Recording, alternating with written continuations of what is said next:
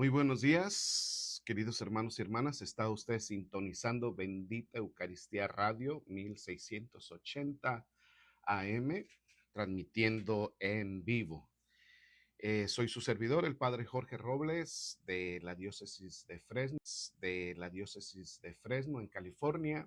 Estoy sirviendo en una parroquia que se llama Nuestra Señora de Guadalupe. Y ahora estamos transmitiendo y compartiendo con ustedes el Catecismo de la Iglesia Católica. La finalidad, pues, es que demos razón de nuestra fe. Por aquí tengo ya una lista de cosas de lo que ya hemos hablado en sesiones anteriores. Estamos ahorita tratando el catecismo, estamos viendo la parte del credo, le llamamos también el símbolo.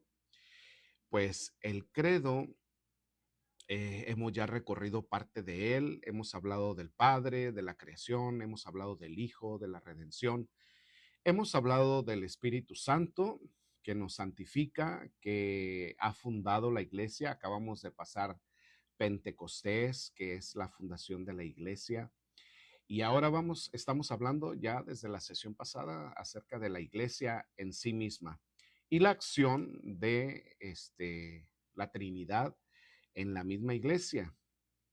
El día de hoy vamos a hablar sobre la iglesia instituida por Cristo. Y siempre pues vemos lo que nuestra Santa Madre Iglesia nos enseña. Nos dice el catecismo, para quienes lo tengan, en el numeral 763. Nos dice que la iglesia es instituida por Cristo. Por Cristo, por obra del Espíritu Santo. Y vamos a ver por qué. Porque hemos dicho que, por ejemplo, en el libro de los Hechos de los Apóstoles, en el capítulo 2, se derrama el Espíritu Santo en Pentecostés, en la fiesta del pueblo judío, que era la fiesta de la ley, que era la fiesta de la Torá, que no recuerdo si era Shavuot o algo así el nombre, no recuerdo la verdad. Pero el pueblo judío tenía su fiesta de Pentecostés, que era la fiesta de la Torá o la fiesta de las cosechas. Y en esos días, pues se derrama el Espíritu Santo y funda la iglesia. Pero ¿por qué la iglesia es instituida por Cristo? Pues nos lo va a decir el catecismo, nos lo va a decir el magisterio de la iglesia.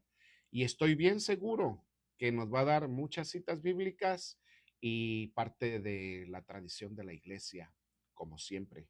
Muy complementado todo esto.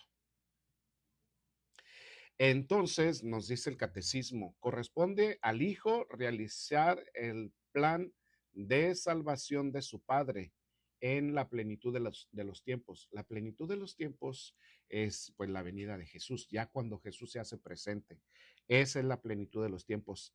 Ese es el motivo de su misión, la salvación.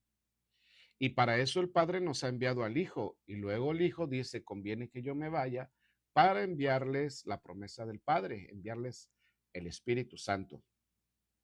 Pues el Señor Jesús comenzó su iglesia con el anuncio de la buena noticia, es decir, la llegada del reino de Dios prometido desde hacía siglos en las Escrituras.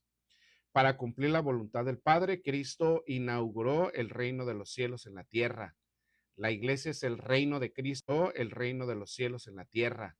La iglesia es el reino de Cristo presente ya en misterio. Si usted lee el Evangelio de San Marcos, aquí no está en el catecismo, pero si usted lee en el Evangelio de San Marcos, en el primer capítulo, tengo una música instrumental por ahí media elevada, pero ahorita la arreglamos. Ahí está.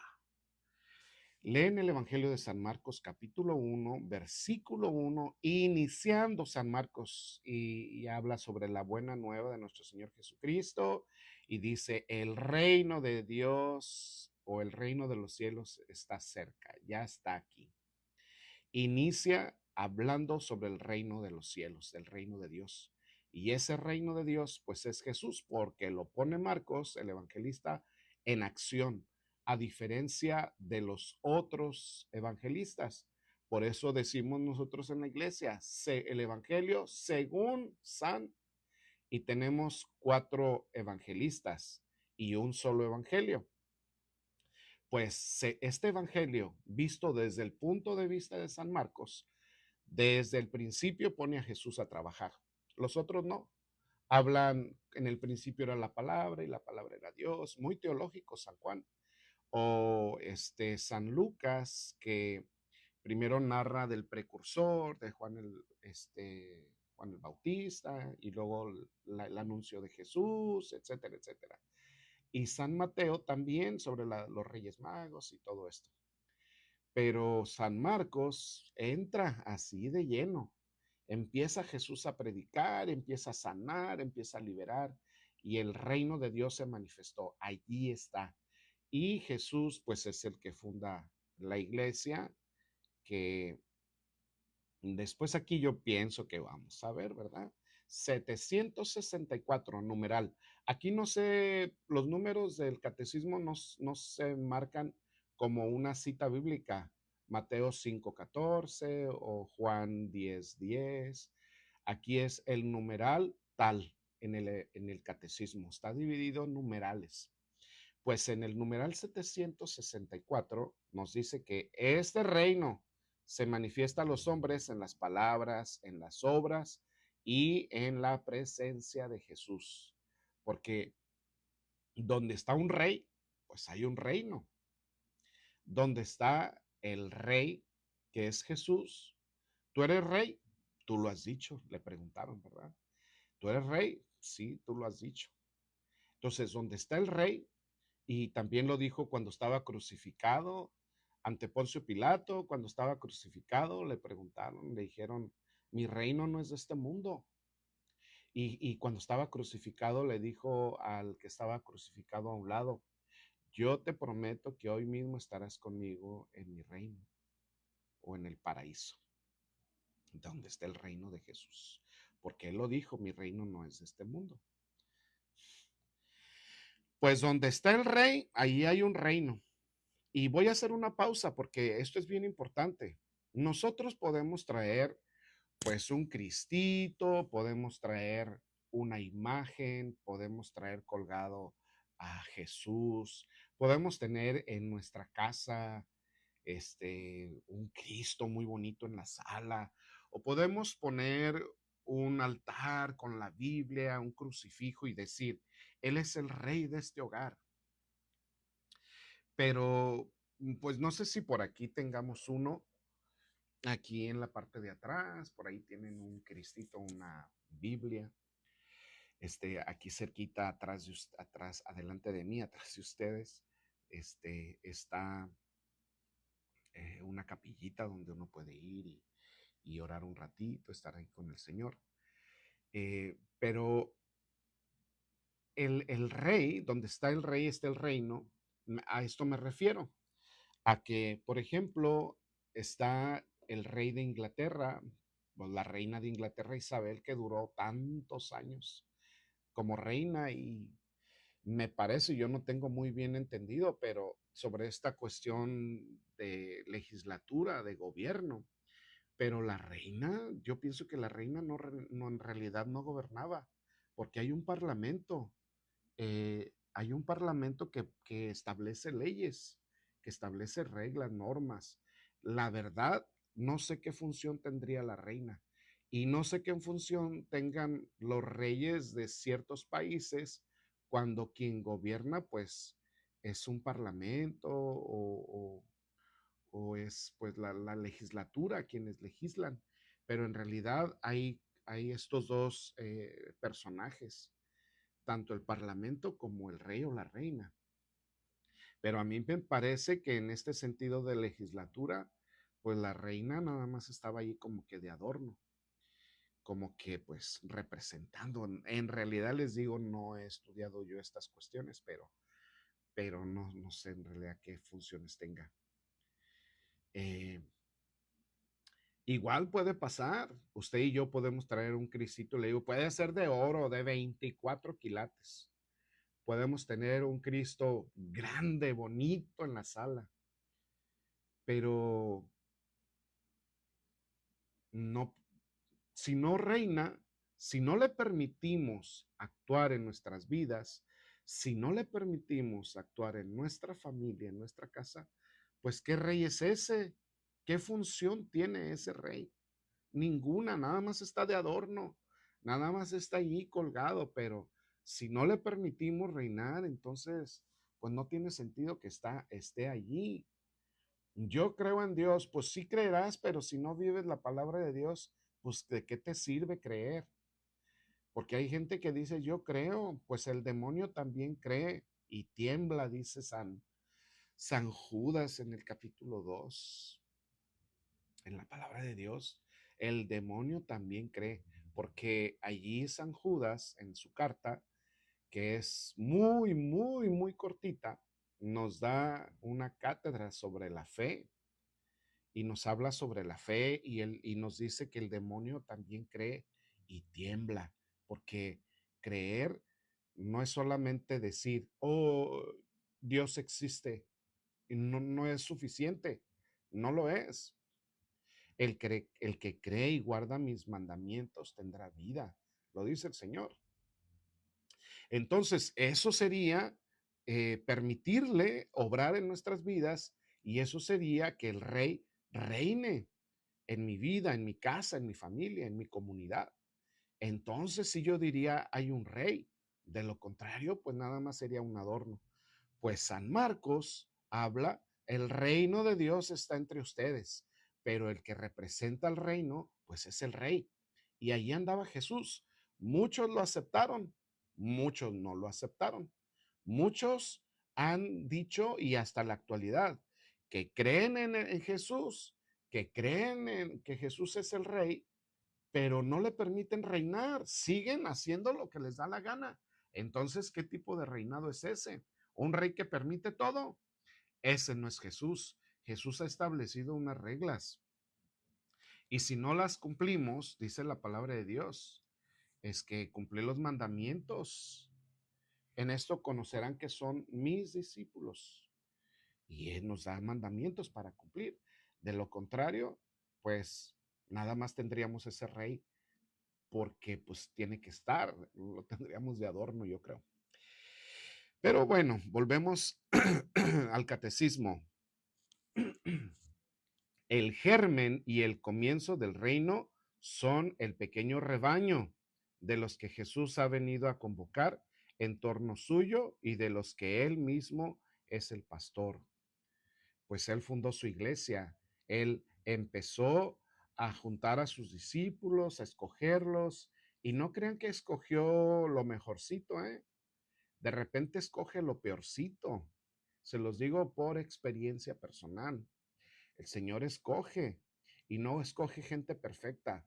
Y les comento esto porque yo en las parroquias, en algunas que yo he tenido y en la que ahora tengo, hay gente muy sencilla, muy humilde, de mucha fe, de mucha devoción. Yo aprendo mucho, mucho de algunas personas y digo, qué humilde, qué corazón tan noble, qué corazón tan bueno. Así debería de ser yo. Yo mismo lo digo. Y pero se sienten indignos y dicen, Padre, yo no soy digno de servir, yo no soy digno de estar en ese lugar. Pues, ¿quién es digno? Nadie somos dignos, pero es pura gracia de Dios, el Señor lo permite y estamos para servirle. Que no se trate de mí, no es acerca de mí. Lo que yo voy a hacer no es porque yo, es porque el Señor así lo quiere. El Señor le llama y no porque sea bueno, sino porque lo quiere hacer bueno. Vio algo, alguna cualidad o alguna capacidad, pues ábrale el corazón y dispóngase. Así el Señor escogió 12, no eran los mejores, no eran eruditos, no era gente estudiada, no era gente preparada. El único que medio más o menos era Mateo, pero pues era un cobrador de, era un cobrador de impuestos, era alguien despreciado por el pueblo. Imagínense que el pueblo de Israel había sido dominado junto con muchos otros pueblos bajo el dominio del Imperio Romano y este Mateo colectaba impuestos para enviarlos al emperador o a Roma La gente estaba molesta, eran traidores a la patria y no los querían. Por eso decían que eran pecadores. Mateo, cobrador de impuestos, no se atrevían ni a tocarlo, quedaban impuros. Los judíos eran bien severos en ese aspecto. Pues el Señor le escogió a Mateo. Escogió a Mateo. ¿Y qué tenía Mateo de cualidad religiosa? No tenía nada. Pues al menos la Biblia no lo menciona. Pero cuando escribe su Mateo, cuando escribe su Evangelio, San Mateo, con una estructura y una perfección, una cosa bella, una cosa hermosa, una estructura, una enseñanza teológica tremenda para el pueblo judío. Pero esa es obra del Espíritu Santo y es que él le permitió al Señor. Entonces, si usted es un servidor, una servidora y se siente indigno, este, acéptelo, somos indignos, pero no se trata de mí, no se trata de usted, se trata de la voluntad del Señor. Y lo único que hay que hacer es con un corazón humilde decirle, Señor, yo no soy digno, pero una palabra tuya bastará, como decimos en la Santa Misa, ¿verdad? No somos dignos nadie. Y tú me has llamado a servir y yo te sirvo en tu iglesia. Y así Jesús fundó su iglesia, una santa, católica y apostólica. Jesús es el que fundó la iglesia en los apóstoles. Hasta ahorita vamos viendo eso. Él eligió a 12 y no eran los mejores. Y sigue eligiendo servidores y trabajadores de la mies y no somos los mejores. Pero vuelvo a repetir, no se trata de mí, se trata del Señor. Siempre hay que tener eso bien presente, con un corazón bien humilde. Pues Él es el pastor y nosotros somos sus ovejas, su rebaño. Constituyen la verdadera familia de Jesús, a los que reunió así en torno suyo, les enseñó no solo una nueva manera de obrar, sino también una oración propia, como les enseñó el Padre Nuestro, ¿verdad? Tener una cercanía y tener una intimidad con el Señor, algo más íntimo, más personal. Y también pues ver a Dios como papá. ¿Cuántos de nosotros no rezamos y decimos, Padre nuestro que estás en el cielo, santificado? Nada más, pero no hay una intimidad. Lo que el Señor quiso enseñarles a ellos a través de esta oración, tengan una intimidad con el Padre, ténganle confianza. No es un Dios así como, pues malo, no es un Dios, nunca ha sido un Dios malo. Ha sido enérgico cuando tiene que ser enérgico, pero es un Dios bueno, es nuestro Padre. Tengan confianza, abran su corazón, acérquense a Él, búsquenlo. Pues Jesús, que tanto ama al Padre, pues, y que lo conoce, pues nos lo enseña y nos enseña esta oración tan bonita. El Señor Jesús enseñó a su comunidad de una manera perdón. El Señor Jesús dotó a su comunidad de una estructura que permanecerá hasta la plena consumación del reino. Ante todo esto está la elección de los 12 con Pedro como cabeza, como dice San Marcos 14:15, puesto que representa a las 12 tribus de Israel. Ellos son los cimientos de la Nueva Jerusalén, Apocalipsis 21, del 12 al 14. Los 12, Marcos 6:7, y los otros discípulos, Lucas 10, participan en la misión de Cristo, en su poder y también en su suerte. Mateo 10, Juan 15. Con todos estos actos, Cristo prepara y edifica pues los cimientos de lo que va a ser su iglesia. Los cimientos está cimentada en los apóstoles, por eso decimos que es santa, católica y apostólica. Pero la iglesia ha nacido principalmente del don total de Cristo por nuestra salvación, anticipado en la institución de la Eucaristía y realizado en la cruz. El agua y la sangre que brotan del costado abierto de Jesús crucificado son signo de ese comienzo y crecimiento. Pues del costado de Cristo, dormido en la cruz, nació el sacramento admirable de toda la iglesia. Del mismo modo que Eva fue formada del costado de Adán, adormecido, así la iglesia nació del corazón traspuesto en la cruz. Qué cosas tan bonitas, qué analogías tan preciosas.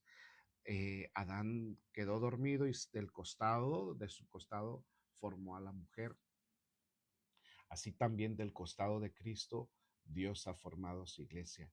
Dice el Evangelio de San Juan, capítulo 19, eh, que Jesús fue traspasado por una lanza y de su costado brotó sangre y agua. Y es la sangre que ha sido derramada, la sangre para la salvación y el agua del bautismo, que nos incorpora a Él, que nos incorpora a esta iglesia que Cristo fundó.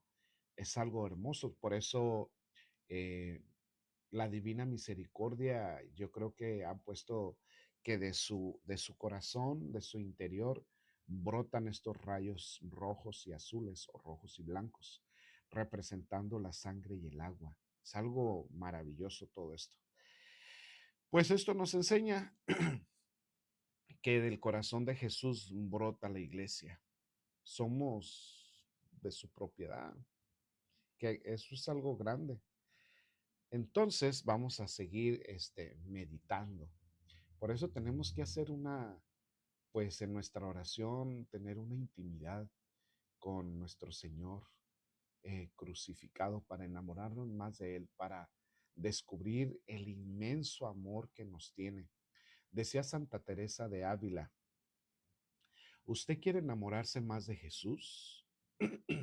¿Usted quiere enamorarse más de nuestro Señor? ¿Usted quiere enamorarse más de Dios? Ella nos da una pista. Dice que a ella le funcionó y que ella cree fielmente, dice, yo creo que esto es lo que nos puede ayudar más a enamorarnos de Dios, más que ninguna otra cosa. Enamorarse de Cristo, dice, para enamorarse de Cristo, es muy importante que meditemos en su pasión, que meditemos en el proceso de toda su pasión. Y eso lo podemos hacer. La Iglesia Católica tiene bastantes devociones al respecto. Por ejemplo, la cruz misma, la cruz, tenemos la devoción al Via Crucis. Nosotros podemos rezar el Santo Via Crucis. Hay muchos folletos, libritos, donde una diversidad de interpretaciones, de reflexiones sobre cada una de las estaciones, de las 14 estaciones del Via Crucis. Podemos meditar en el Santo Via Crucis y ver el amor, porque dice la palabra de Dios, nadie tiene más amor, el amor más grande que el que da la vida. Y esa es la manifestación más grande del amor de Dios. Es en la cruz, extendió sus brazos por amor. Y ahí podemos meditar ese inmenso amor de Dios, el más grande amor. Y es a través de su pasión.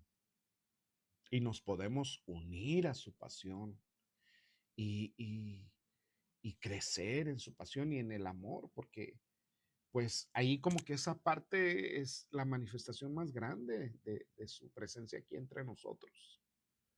Porque usted y yo podemos decir, yo amo a Dios, pero en medio de las dificultades corremos. En medio de las tentaciones sucumbimos, caemos, fallamos. Y ese es el problema, que a veces con tanta emoción y efusión y le decimos, sí, Señor, como Pedro, ¿verdad? ¿Se acuerdan? Pedro dijo, sí, Señor, yo no te fallaré. Y le falló 3 veces. Bueno, las que están aquí escritas, pero sabrá Dios cuántas veces más le haya fallado. Pero le falló y él prometía y aseguraba que no le iba a fallar. Yo te aseguro que antes de que cante el gallo, tú me habrás negado 3 veces, Pedro. Por eso nunca hay que decir de esta agua no de beber. Nunca. Porque somos frágiles y débiles. Y hasta estas caídas nos sirven a nosotros para darnos cuenta de lo que somos, de que no se nos olvide. Para el Señor es muy importante la humildad.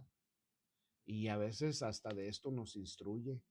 en los fracasos, en nuestras debilidades, en nuestras tentaciones, en nuestros vicios, en nuestra fragilidad, a través de las heridas y de todo esto. Si estamos de corazón con el Señor, Él nos instruye, nos enseña a caminar, a crecer, pero con mucha humildad, siempre reconociendo que Él es el Señor y que nosotros lo poquito, lo mucho que podamos avanzar es por pura gracia y misericordia de Dios. Todo es de Él, todo procede de Él. Nosotros no somos nada sin Él, nada. Y hay gente que presume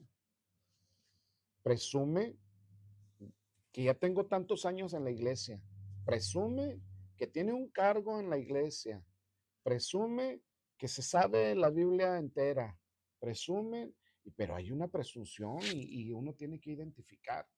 Y la presunción es hija de la soberbia y la soberbia es el demonio. El demonio es soberbio y tiene muchos hijitos. Una de ellas es la presunción y tenemos que tener mucho cuidado porque es un polvito así que casi no se ve y tenemos que estar bien alertas en todas estas cosas porque fallamos, porque detrás de todo esto pienso que hay como una especie de carencia de atención, de amor, de ser amados. Pero bueno, pues aquí es una cosa maravillosa lo que hemos estado aprendiendo. Este, del costado de Adán salió Eva y del costado de Cristo, nuestra madre la iglesia, sangre y agua de su costado, que nos purifica, que nos restaura, que nos renueva, que nos integra, que nos incorpora a la iglesia, al cuerpo místico de Cristo. Eso es algo precioso. Somos el templo del Señor. Somos una iglesia, por eso dice San Pablo, una sola iglesia, una sola fe, un solo bautismo. Ahí anda gente que se va a otras religiones y se anda bautizando otra vez. Un solo bautismo y un solo Señor. Eso es lo que creemos. Bueno, eh, tenemos otro temita aquí, igual respecto a la iglesia. El título es La iglesia manifestada por el Espíritu Santo. La iglesia manifestada por el Espíritu Santo.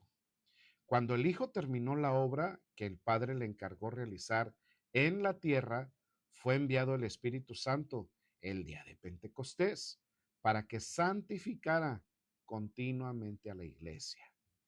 Es entonces cuando la iglesia se manifestó públicamente ante la multitud, se inició la difusión del Evangelio entre los pueblos mediante la predicación. Como ella es convocatoria de salvación para todos los hombres, la iglesia es por su misma naturaleza misionera, enviada por Cristo a todas las naciones para hacer de ellas discípulos suyos. Así es de que el Espíritu Santo se ha manifestado en Pentecostés. Y sobre los apóstoles dice Hechos 2 que se posaron unas lenguas de fuego y empezaron a obrar, empezaron a sentir valentía, a sentir este impulso de predicar. Y la iglesia, por naturaleza, por mandato del Señor, la iglesia es misionera. La iglesia tiene la misión de evangelizar. La iglesia es evangelizadora. Todos los bautizados somos iglesia y todos los bautizados tenemos la responsabilidad de evangelizar. Por eso a los que están viendo videos de la iglesia, videos de mensajes de la iglesia, testimonios de la iglesia, cosas de la iglesia católica, hay que difundirlos, hay que transmitirlos, hay que compartirlos, porque somos misioneros, somos enviados todos, no solamente los padres, las monjas, todos tenemos esa misión, esa encomienda de nuestro Señor. En el Evangelio de San Mateo capítulo 28, allí el Señor nos envía, vayan y anuncien la buena nueva a todas las naciones. Y qué mejor que por estos medios que podemos transmitir y que el mensaje vaya más allá y no limitarnos. Yo decía, ¿cuándo yo voy a ir a Centroamérica o a Sudamérica, pues sí es posible. Llevar la buena nueva es posible y con la ayuda de toda la comunidad. Miren, a veces han llegado misioneros a mi parroquia, que es su parroquia, han llegado misioneros y les hemos dado la oportunidad de compartir la palabra, de hacer una colecta para su comunidad en algunos países pobres. Y digo, a lo mejor nosotros no vamos a ir allá, pero somos un apoyo, somos una extensión, somos una ayuda. Yo le digo a la comunidad, colaboren con estos misioneros porque es bien difícil. En algunos lugares se las ven muy difícil. Y aunque sea poner nuestro granito de arena nosotros, es colaborar y estoy siendo yo parte de la misión, colaborando, sea económicamente o sea transmitiendo la palabra, los mensajes, las alabanzas, los cantos, el mensaje del Señor. Tenemos toda la responsabilidad. Eso es algo maravilloso y es fácil, es mucho más fácil ahora a través de los medios. Es mucho más fácil. Antes, pues, yo qué me iba a imaginar y pensar que pudiera transmitir, ni imaginar. Pero si se da la oportunidad, bendito sea Dios, que nos conceda la gracia, pues ánimo a transmitir el mensaje. Esa es una. Y la otra, testificar con nuestras vidas. Eso es lo más difícil porque darle un clic y un send o un enviar, pues eso está fácil, fácil. Pero testificar, testimoniar de la palabra de Dios. Ay, ya me apretó el oído esta cosa. Eh, Dar testimonio, eso es algo bien difícil. Decir, Señor, ahora yo conozco tu palabra, no la sé transmitir, yo no sé hablar, yo no sé decir nada, como dijo Jeremías en el capítulo 1, versículo 5 por ahí. Señor, yo no sé hablar, yo apenas soy un muchacho, yo no sé hablar. No digas que eres un muchacho, no digas que eres joven. Yo pondré mis palabras en tu boca, dice el Señor, y te enviaré, irás a donde yo te lleve, a donde yo te envíe, y dirás lo que yo ponga en tu boca, lo que yo te diga. Pero es el Señor, otra vez vuelvo, es el Señor, no se trata de mí. Yo digo, ¿yo qué le voy a decir a esa gente? Pues le vas a decir lo que has aprendido de mí, lo que has vivido de mí, lo que has experimentado, no les vas a inventar nada. Pues eso es.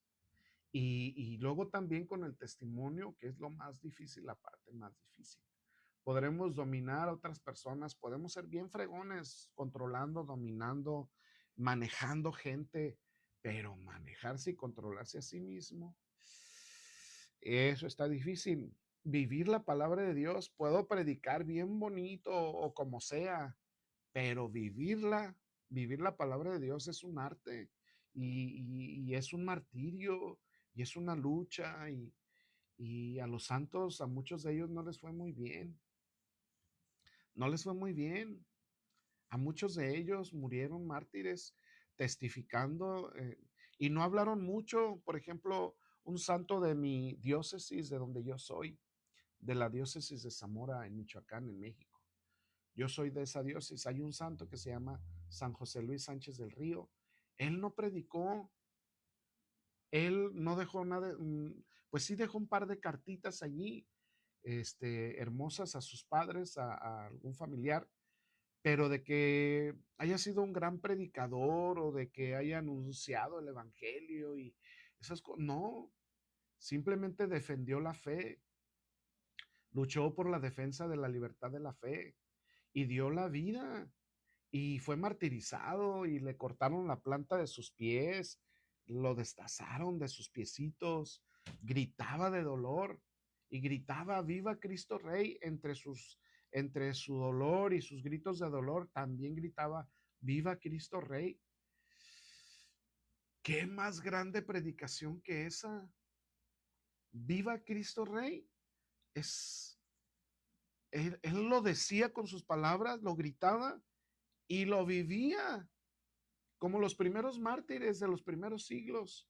Les decían, con una pizquita de incienso que pongas, este, Para el emperador, te salvas. No, ellos preferían morir y dar la vida por el Señor. Yo me sorprendo ahora lo frágiles y lo débiles que somos. La gente que dice, ay, ahora no voy a ir a misa porque está haciendo mucho calor. Ay, no voy a ir a misa porque me llegó visita. Ni siquiera imagínense, ni a misa. ¿Qué se espera si el Señor nos pidiera el martirio?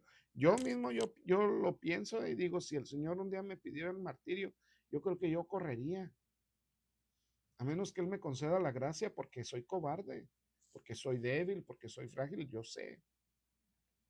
¿Quién sabe qué pasaría? Y yo le digo, no, Señor, que no llegue a pasar eso. Nunca yo nunca le voy a pedir eso, pero pues Él tiene sus planes y el martirio puede ser individual y personal, ahí en su casa, en la lucha de todos los días, en las cosas pequeñas, en los sufrimientos pequeños, en los ayunos, en, en el renunciar a sí mismo, en a veces callarse cuando uno se tiene que callar, pues es un martirio, en aguantar ciertas personalidades, ciertos caracteres en el trabajo, en el negocio. Son pequeños martirios que uno va viviendo.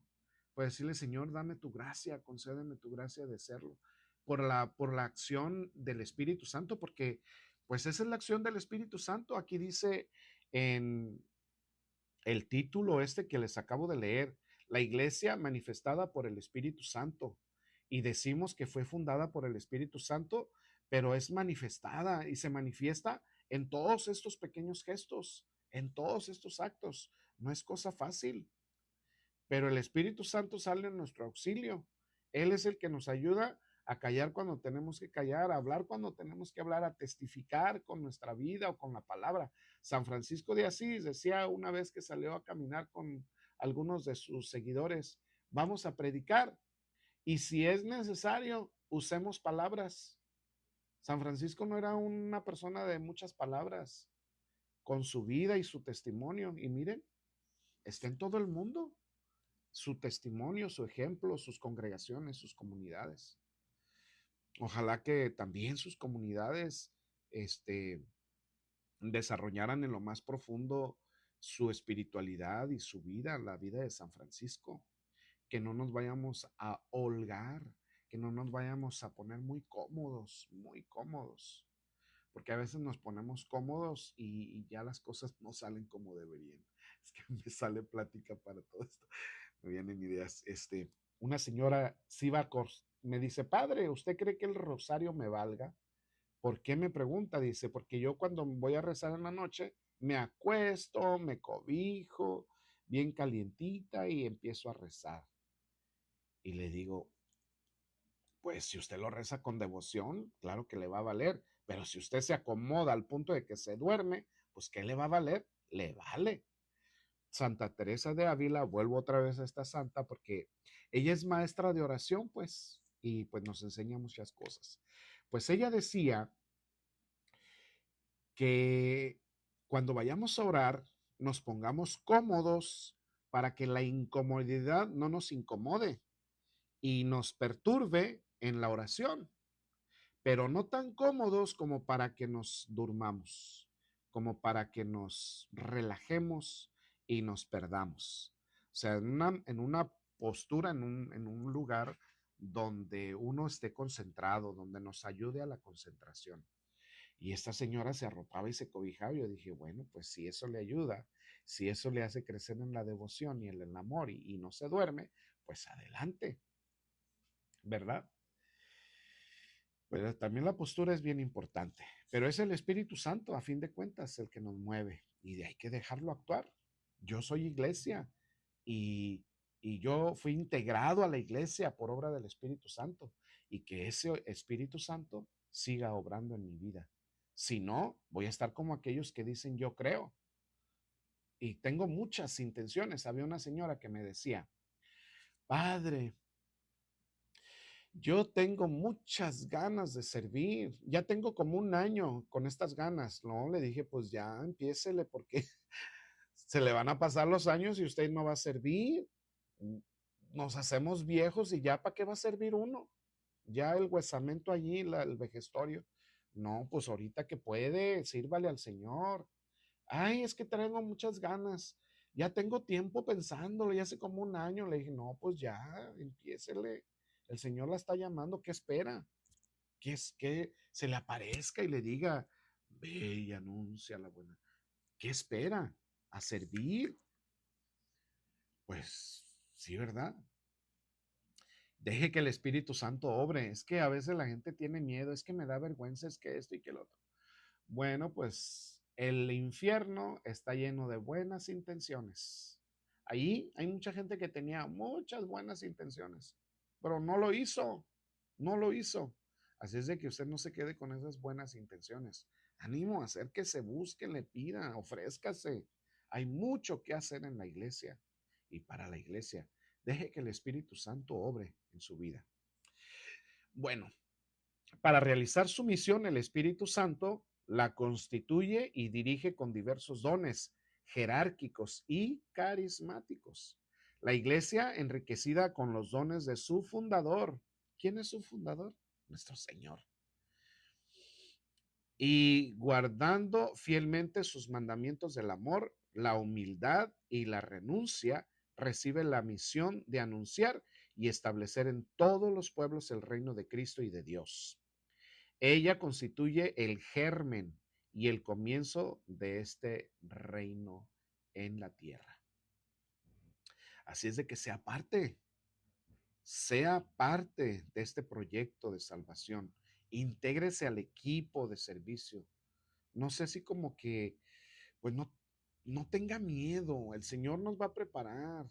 Miren, un niño una vez me dijo, padre, un monaguillo, un servidor del altar.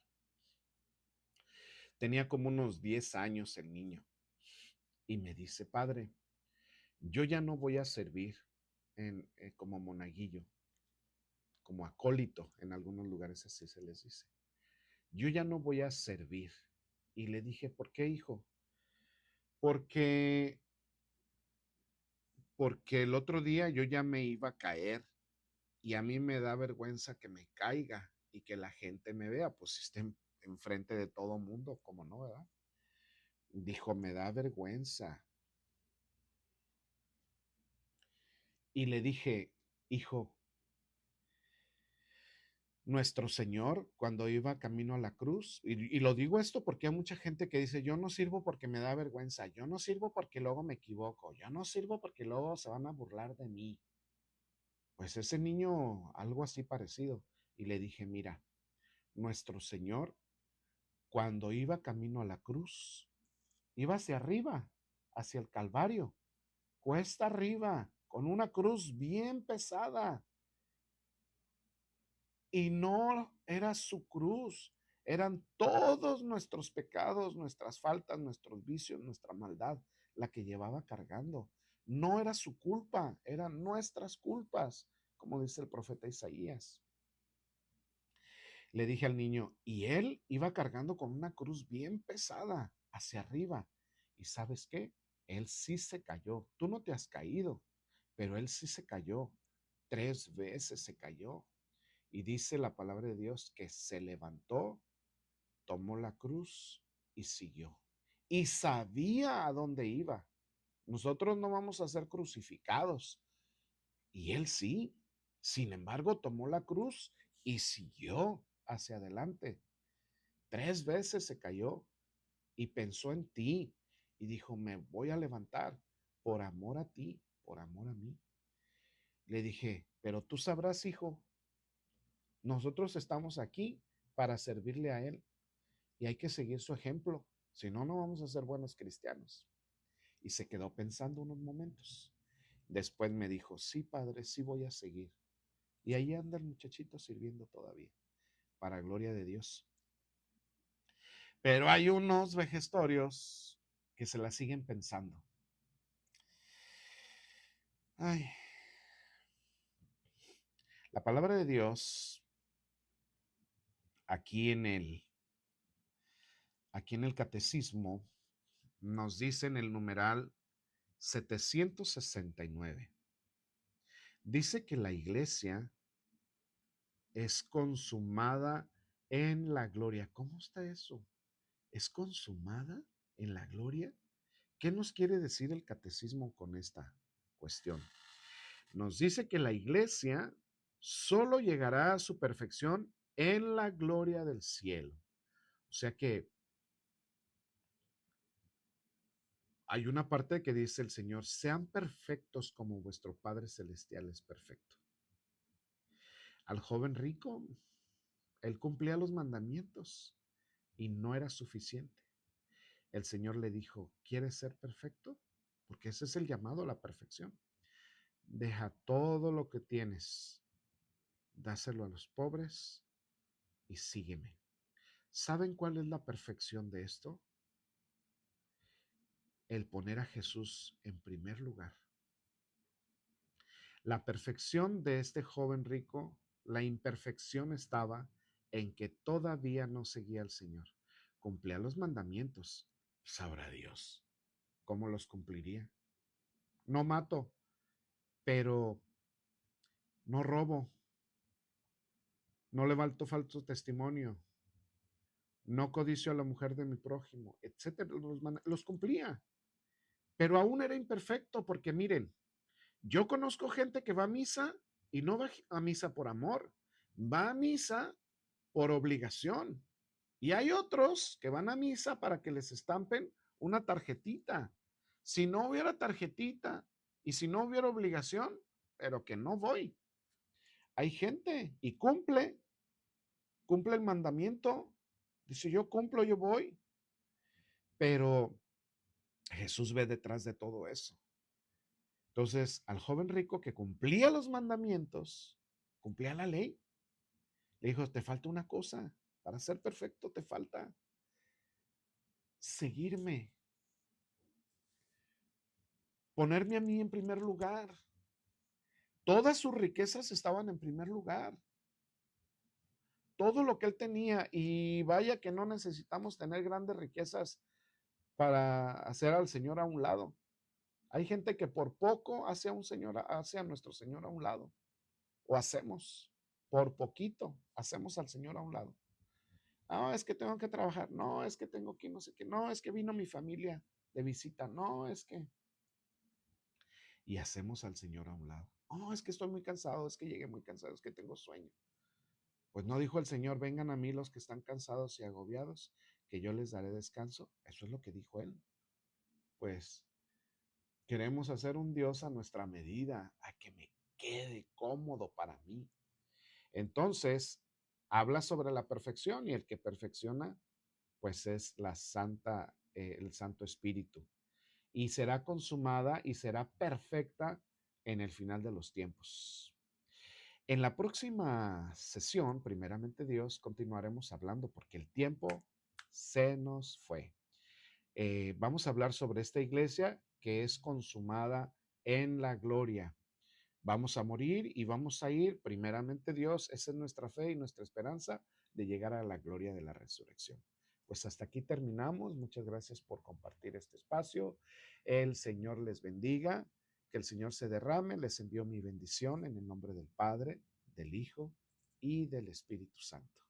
Amén. Muchas gracias, bendiciones.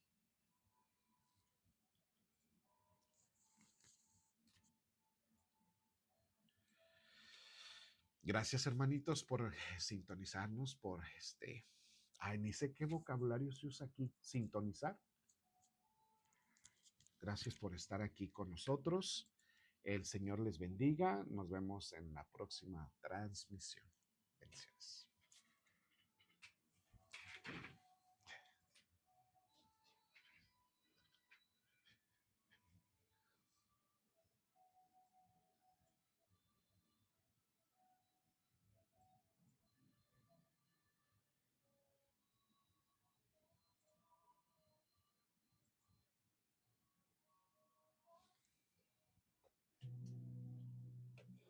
Muy bien, padre.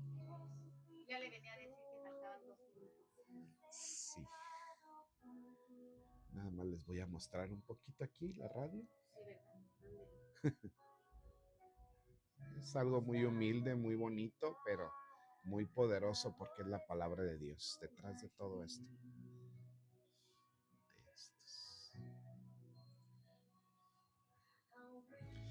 Ya en otra ocasión les enseñaré otra parte de aquí, de este lugar. Hasta luego, que el Señor les bendiga.